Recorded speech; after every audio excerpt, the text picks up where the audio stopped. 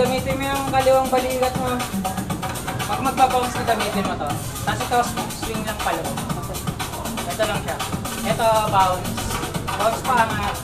Subukan mo dito. Kailangan pa straight.